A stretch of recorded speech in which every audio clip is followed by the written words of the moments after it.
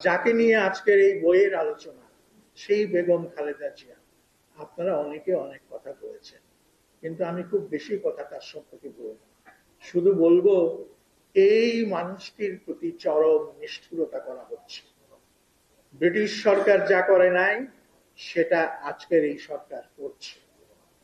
British শাসন আমলে যারা বিদ্রোহী ছিল, বিপ্লবী ছিল, তাদেরকে মৃত্যুদণ্ড দেওয়া হয়েছে। সশস্ত্র প্রতিবাদ যারা করেছিল, তাদেরকে মৃত্যুদণ্ড দেওয়া হয়েছে, অথবা আন্দামানের কালাপানিতে পাঠানো হয়েছে। কিন্তু যারা নিয়মতান্ত্রিক আন্দোলন করেছে, তাদের প্রতি ব্রিটিশরা এত নিষ্ঠুর আচরণ করে।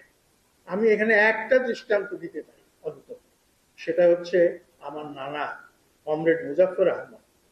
তিনি, তাকে বিরাট ষড়যন্ত্র মামলায় শাস্তি দেওয়া হয় এবং একাধিকবার তাকে শাস্তি দেওয়া হয়। সেই বিরাট ষড়যন্ত্র মামলার কারাগারে যখন তিনি বন্দী এবং তিনি সাজা খাটছেন, সেই সময় তার যক্ষ্মা হয়েছিল, টিবি হয়েছিল, এবং ব্রিটিশ সরকার তাকে কিন্তু ওই অসুস্থতার কারণে ছেড়ে দেয়, মুক্তি দেয়।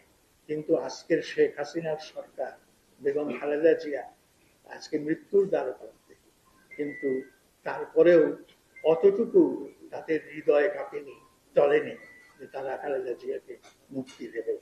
কিসের এত ভয়? যে মানুষ এত অসুস্থ, যে মানুষ এত দুর্বল হয়ে পড়েছেন, তিনি এমন কি করতে পারেন যে কারণে তার চিকিৎসার জন্য তারা সামান্য, যেটাকে বলা হয় মানে সহানুভূতি দেখানো, সেটাও তারা দেখাচ্ছে না।